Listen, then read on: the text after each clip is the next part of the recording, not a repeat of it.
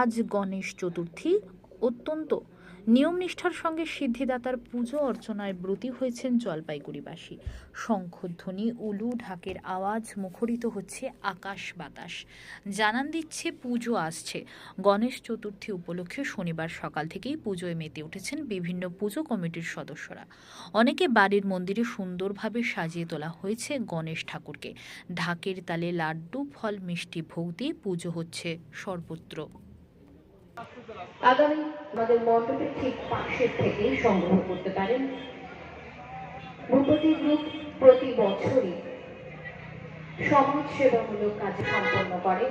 সেই সমাজ